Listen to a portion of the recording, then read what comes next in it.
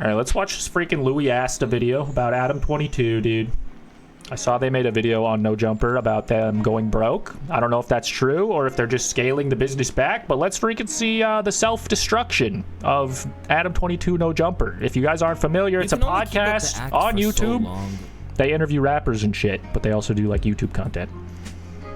When everything around you is falling apart, sooner or later, either the mask is going to slip, or you'll have to confess that what you're presenting to the public and the reality of your situation are two entirely different things. Especially when you've burned your reputation in the same industry you once profited from, off what was known as the coolest podcast in the world. Because now, Adam22 is on the cusp of losing it all.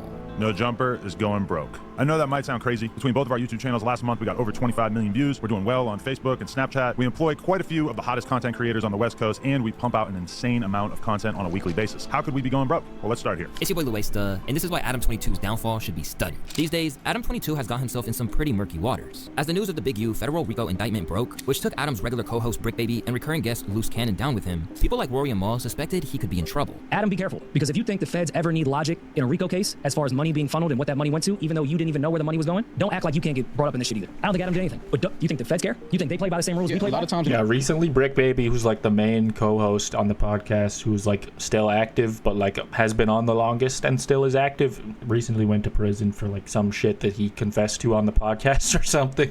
Pretty crazy stuff. Probably like the opposite of what you want your rap podcast to be known for, is like getting people indicted on crimes. But it's very, very much a part of their brand at this point. It's inescapable. You can find any wired money, and that money that was wired there was used to do something that was sent to somebody. You get caught up in this in a heartbeat. And soon, the news was broke by Wack 100 on Adam's own platform that the feds had come knocking at his door. What's up, man? I just called my attorney to try to get him down there so Adam don't be doing no telling, bro. Man, they saying Adam locked up all on the blogs. What's going on? They came and got him this morning, bro. They double back. They came out and we trying to have him out because he's supposed to go live today, right? Yeah, he's supposed to go live at 4 p.m. And the crazy thing is, Adam texted me. They're gonna have him out by like 2:30. We can get him out by 2:30 to still make it to the bill. And while he wasn't exactly sure what the exact issue was, they were intent on getting some kind of information from him. They own him about something, bro. I don't know what they own him about, but they own him about something. And I don't know if they were trying to get something out of him, but I'm pretty sure come 4 o'clock, he's gonna be here. My attorney assured me they're gonna definitely have him at 2:30 at the latest. So he'll be here at 4 o'clock. I'm pretty sure he's gonna have a lot to say. Now that Adam's on the feds' radar, a lot of people see this as the concept. Did he not just say like 4 different times, dude? Shout out Wack 100, dude. He needs to hear that from me, of course, but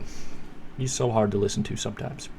As an avid NoJumper fan, dude, I think about this a lot. I consume their content a decent amount, not because it interests me, but because it is around. And I wouldn't really consider myself a fan of the channel necessarily. I'm not necessarily an anti-fan either, but maybe that's what's around the corner for me. Maybe that's what I need to become. Maybe that I just need to watch this as a critic and say, what's going on here? Why do they take fucking phone calls on podcasts every single goddamn week? Why do we take elongated phone calls from different characters that you can't understand because they're on the phone? Consequences finally catching up to him. After all, people have been calling him out for years for speaking on street issues when his own life was far from it. It's even led to wild face-offs with people like King Yella. I'm really worried about you study playing with my name. I've really been getting my life together trying to change. But it's like, it's just playing with me. And I think you can't get your ass beat or something. No, anything's possible. Yeah. If I come to your shit and a motherfucker play anything's game, possible. God forbid. For them. You better be prepared. I'm prepared to die right now. Is you? Yeah. No. I'm more prepared than you. Not to mention how chaotic things got with Ruga when he felt he was taking Chicago's name in vain. I'm not a boxer. Now his racistness coming out. Now you're going to play the race You're card. talking about cavemen? You racist, man. I'm describing your brain. You weird. Not your race. You weird. I'm going to ask you to leave. Come on. Sure. I'm going to get up out of here. Don't touch me, though. Let's Behave like a grown-up, podcast. Come on. Get the f*** out. Touch you? Get out of here. You scared. That's exactly why no one's rushing to save him. With all the damage he's done to his reputation, it's no surprise that the only ones backing NoJumper now are the ones still getting paid from associating with them. Because let's be real, Adam and his content are nothing like the BMX kid he started out as. And when you reflect back on his moves, it's clear that he has no one to blame but himself. A channel which was birthed from his previous experience with his BMX brand on the come up, NoJumper's initial run gave us some in-depth interviews with up-and-coming stars. From XXXTentacion to Juice WRLD, many young talents came onto the platform to introduce themselves to the world, while the likes of TK, Lil Xan, and even the late great Lil Peep all had music videos hosted on the channel. Notably, many of these videos still remain the highest viewed content on the platform, even 9 or 10 years after they dropped. As a kid from New Hampshire, Adam was pretty much a novice in the world of hip-hop, which means that he got finessed at times. At one stage, Dame Dash made him pay for his haircut in return for an interview. I paid Dame Dash for this interview. I paid $500. It was weird. The Connect is like, yeah, is this a paid interview? And my publicist asked me, she's like, what am I supposed to say when people ask that? And I said, say no. Say it's not paid. And so she said that, and then they come back to her and they say, we're going to need $500 for his haircut and his driver. We thought that He's fucking bald. Yeah, you know, is this a paid interview? Not Adam, who is also bald here, which is jarring. But I am an OG NoJumper subscriber, so I remember him being bald. Game Dash shaves his head. That sounds like a pretty expensive. Yeah, I don't understand.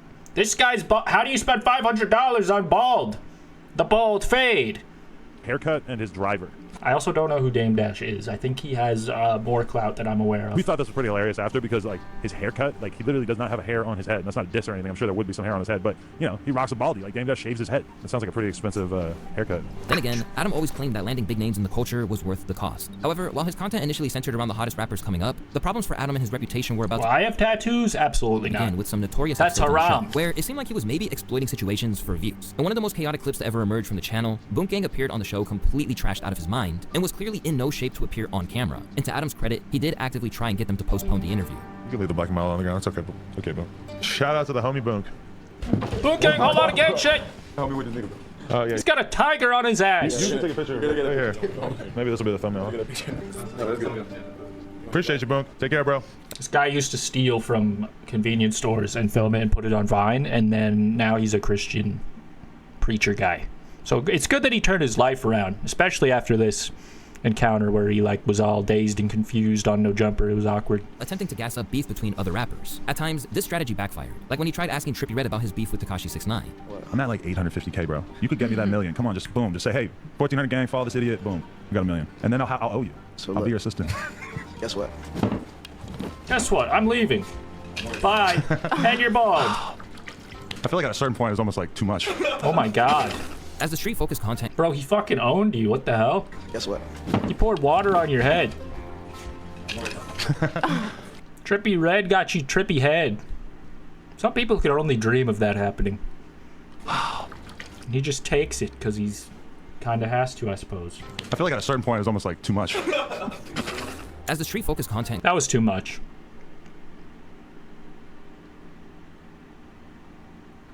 That was too much. Yeah, sorry. I was just double checking in my mind. And Adam started being seen more as an instigator, the narrative shifted. He went from a respected promoter of new music to just another culture vulture. Although he always There's a video of him like punching a vlogger named Austin Augie for like way less than pouring water on his head, I think. Just like talking shit. Didn't call him a vulture, but that he was just a racist. What did you say to make Dane call you racist? I mean, there's a bunch of them, but like one that stands out, one part for him is that he feels like I'm white, so I should be more interested in white culture musically, and that it's a little odd that I'm so into black culture. He's like, why do you always want to talk about rap shit, black culture? And I'm like, well, I'm gonna be honest with you, I don't really think you'd be that interested in Mumford & Sons. And he just, you're racist. I went to a Mumford & Sons show. Like, I was like, okay, fine. Weird flex. I thought you wouldn't like Mumford & Sons. My I've never even heard of them. Because they Now, suck. I'm not sure if that was the flex he thought it was. Either way, it wasn't enough to convince some people, particularly when his content isn't solely about the music anymore. And as the company has expanded, things only got messier, bringing us to the now, where people are actually enjoying watching it all fall apart. Thanks to early cosigns from rappers who were actually tapped into the culture, Adam was originally given the benefit of the doubt. Just like academics caught heat for his War in Chirac series, where he built his brand by clowning real-life violence, Adam faced similar backlash when his channel began shifting from talking about music to street trauma, with people accusing him of profiting off pain he had no part in. And when he popped up on other platforms, he was hit with some harsh reality checks. I find it somewhat disturbing that somebody that is outside of what these boys endure on a day-to-day basis, interviewing them and monetizing it for your own personal gain when these kids are dying. This is them and their family's trauma that you guys are monetizing to turn like the stream, boys. Like the stream. I appreciate you. Profit. I And see you're you. calling it journalism. That's Emojis not in the fucking chat. journalism. So in Appreciate them ya. doing this, they're coming on your platform because your platform is huge. So do you agree that them coming so on your platform, big. you said it already, that it has a benefit for them as well as you? Of course. So do you also think that you are monetizing this black beef trauma shit that these boys are going through? I mean, incidentally, yes, I am monetizing it because when we make content on YouTube, it's monetized by default. But that being said, this is content that the people clearly wanted to see. So that's your rule. If people want to see it, I'm putting it out. It don't matter about your behavior and your train of thought isn't aligned with the well-being of these people. You just listening to songs. You don't really give a fuck about any of these people. FBG Cash reacts to FBG Duck's mom. Like, you putting moms in this shit. She dissed him. We delved into who this kid is as a person, what he grew up and what he endured in growing up. Y'all don't give a y'all care about what the people are going to go to immediately. They're gaining from it as well. No, they're not. Looking back at some of the comments on this video, people actually gave Adam a little bit of grace back then, as they felt that he definitely at least earned his spot in hip-hop by putting on for underground artists early on. But that perception faded a long time ago, especially after he hired a whole crew of people only to use them and toss them aside when it suited him. And to be fair, during the early run of his career, NoJumper was pulling in serious money. What does the whole brand make in a month or in a year? NoJumper might bring in $1 million a month. Wow. And then Plug Talk, not quite as much. This was like 2 years ago, dude. And now he's saying that they're dead broke. So just don't get too excited. Don't brag about your money. but in the ballpark. There's no reason I'm to. part of Patreon. You know, we have a Patreon that does 6 figures a month. Facebook has been insane. We're making a couple $100,000 a month on Facebook. After an explosion of views in the midst of the I gotta get COVID-19 on pandemic, that. Adam and NoJumper began to... All right, follow the Lonniedos Facebook, boys. That's what we gotta do. I need to be making 6 figures off Facebook. Run this up, please. Thank you. Plenty of reels on here. Unmonetized, but hopefully that'll change. Mark Zuckerberg, come on, hit me up.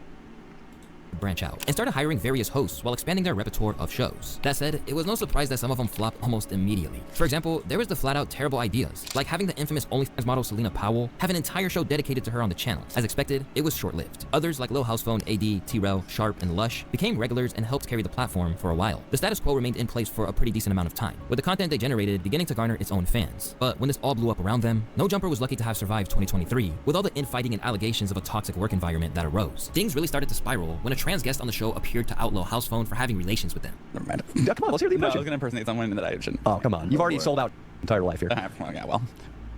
Did I look down upon to expose that somebody may have been with a trans person? Yeah, absolutely. I sign NDAs and I take them very seriously, so just letting everybody know that. I'm guessing. You didn't fucking pay me. Okay. The fuck? So just air them out. But I feel like in general, that's kind of a thing. You pay for discretion in this world, okay? All right. I am a very, very honest person, and I'm well-known, veteran, okay? I have a feeling that this will soon be about him. Oh. I'm going to be hearing a lot about this. And people, this was tell them to fucking take it up with me. I don't give a fuck. I would like to say the same, but it seems like I'm worried about people calling me a bad friend for just not putting it out. They're going to be mad at me, but I'm just... And this wasn't the first time Adam crossed the line. He already caught backlash for mocking the abuse that House Phone's mom went through at the hands of another man. He beat the shit out of my mom one time, and I saw it. I saw it with my own eyes, and he literally almost killed her. My uncle was the one who sent it to him. Oh, now you're going to have another weird phone call. I know, right? I know. Actually. Your uncle going to be like, you know this guy in Little House Phone? NoJumper? That's my nephew. That is your son. And I ain't seen him since he was 4. Yeah, for real. I beat up and it was what it was. So this is really just the greatest hits of, like, bad things Adam's done, huh? I guess I'm in for that. But geez. Hey, relax, bro. Hey, not for a Yeah, he really didn't seem like a good friend to this guy. Let him have it, guys. Let him have it. I want to... I mean the narrator. Despite this flagrant disrespect, they carried on, with House Phone simply asking for the line about the trans situation to be removed from the episode of the podcast that Adam then hosted with Danny Mullen. But you saw the text message. You saw how strongly worded I was urging the fucking editors to make sure that it was taken out. Like, you know what my intentions were, I called you specifically and asked you, bro, your lack of you didn't even sound like you was even listening to me when I called you on the phone. Your tone was just, I don't give a I knew that I was wasting my breath by even asking you to edit it. Or how are you wasting your breath when you saw the text message? Not to put it out. You asked me to edit it out. I didn't put it out. The first thing that I said was, can you not put it out? But I knew as soon as I came out of my mouth that I was wasting my breath because I know you and I know you're not gonna, the way that you view shit is like, I'm not gonna throw away this content. Oh, I filmed this thing, so I'm not gonna not put it out. When Adam ignored that request, it sparked a heated confrontation with House Phone, and things exploded when Adam brought up the death of the same woman he'd previously mocked for being a victim of abuse. It don't matter about what you tried to do, Adam. It's about what happened, bro. And then let's move forward to that bullshit ass apology you gave when you're on the fucking news. You're talking about, yeah, he's been going through the mom shit. He's been going through the health shit. You're talking about the person that fucking raised me. Are you actually acting like I have some kind of disrespect for your mom when I paid for the fucking funeral as soon as it happened just because. In the aftermath, the sentiment surrounding Adam seemed to change in an irreversible way, specifically because not only would he not take accountability, but that he threw something so personal in someone's face, who was allegedly a close friend in the full view of the world. The fact that this conversation was used as content says a ton. The friendship was doomed to fail. But it wasn't just the fans that were horrified, because from there on out, it felt like nothing was ever the same at NoJumper again, and that T-Rel and AD got a real wake-up call. All the while, Adam continued to dig his heels in and make things worse. I was like, goddamn, Adam, shut the This era was when I really enjoyed watching NoJumper in a sincere way when these guys were on the channel. And I don't know if, I guess that's maybe what's changed in recent years, maybe slowly over time. It's freaking, there's just no one that I really care about or connect with on the platform anymore. But, you know, they still talk about stuff. It's something to watch sometimes. It's background noise. I'm like, because I'm like, you're so argumentative. But they used to have a whole like cast of people that were actually like cool and had chemistry, and it was interesting for a while. And then they're freaking, it all just kind of fell apart for many reasons, I guess, of which we've covered for 15 minutes now. Let's hear more. He was saying things.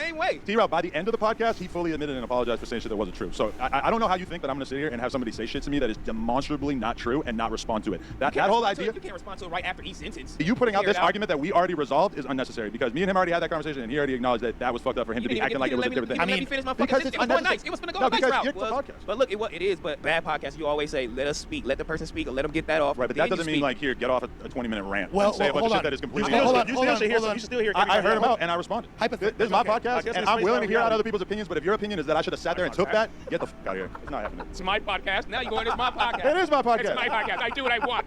That is kind of the gist of it. I just feel like he would have been more receptive to additional feedback. Well, we get that you feel it, but I mean, I think reality is. As if that wasn't enough of a reason for them to want to flee, he was then seen looking gleeful when he was referred to as Master by Destiny, a streamer who he collaborated with despite his numerous racist rants over the years. I had to look up like 30 things. I thought you were inviting me to you. You thought I was black when you No, first well, got yeah, that too invited. also. Well, because everyone said Adam does hip-hop, so I didn't know you were just a slave owner and not the... Wow. Listen, I'm going to rep a...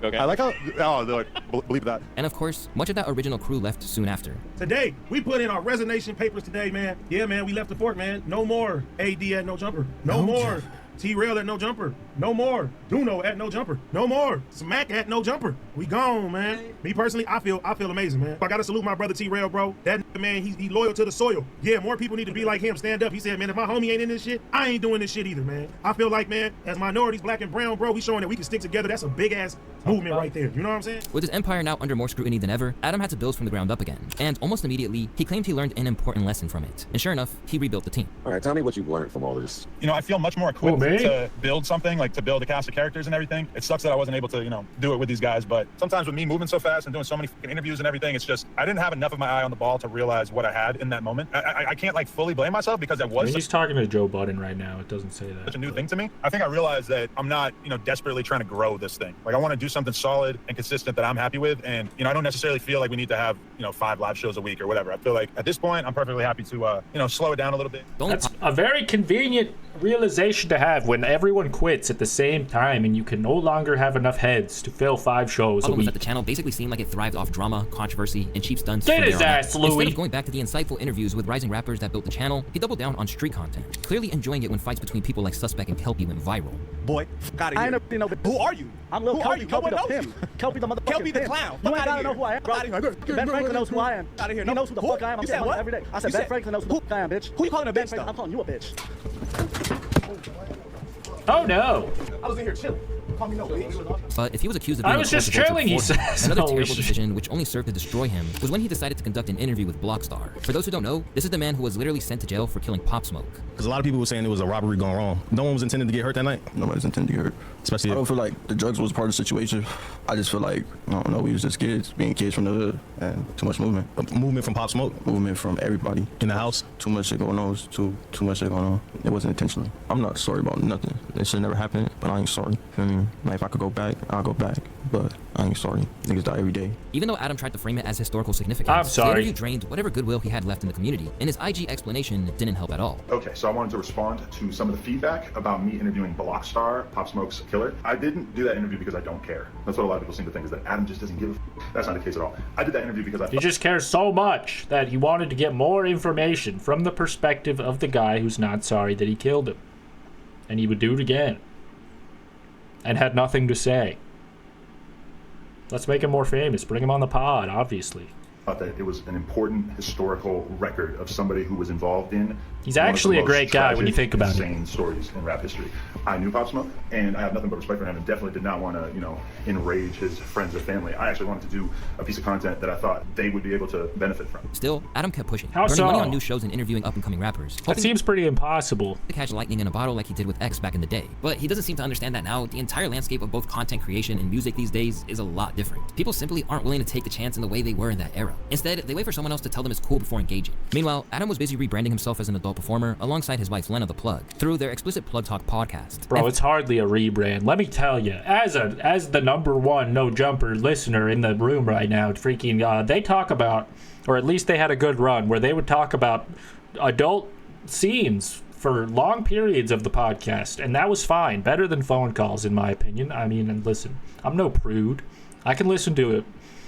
Some boy talk, talking about boys with the boys. Things took a turn when he allowed Locker Lena to room branch talk, out eh? right around Little the same ass time NoJumper slapping started falling on the apart. pod. Soon, she was shooting scenes with Jason Love, Hey, yo, the man who what's claims he was going providing on? superior service to her literal husband and father of her child. Do you think that you her better than Adam did? Well, obviously, yes. But I'm pretty sure he probably felt different with Adam for her because love is involved emotions. But as for the physical aspect of getting, obviously. This initially sparked Obviously, conflict I'm between way Jason better and at Adam, it. But considering she had collaborated with him several times since, it would suggest maybe there was something to what Jason said. From there, Adam began to embrace the image of King of All with his For the Love of Lena show, which, if you're not familiar, is a reality competition show about finding a suitable candidate to have relations with his wife. Naturally, this aspect of his behavior is never going to be received well in hip-hop's hypermasculine culture, and combined with everything else, his reputation was basically crumbling into pieces. Even Lena clearly lost respect for him, as she began to talk down to him in public. you're so helpless. So I'm not gonna have you help me with something where I feel like it's gonna take me double, he's like a big double ass the work. kid. I have very limited I told life you the other day, skills. he's like, it's like dating a 13-year-old boy because he's like, can I stay home and play video games? I don't want to come. And then if he does come, he's on his phone in the corner the whole time. And I'm like, put your phone away, Adam. Talk to people. And after sacrificing so much, including his pride, it makes the fact that he's now in a financial hole hit even harder. How the f*** he going broke after selling his wife? But just when it seemed like things had hit their lowest point, it turned out that he still had plenty further to fall. By the beginning of this year, things were looking pretty dark for NoJumper. They might still have had 4 million subscribers, but the platform was devalued. Plus, fans had already been losing interest for a while, especially once it started feeling like Adam had mentally checked out and that the content took a nosedive in quality.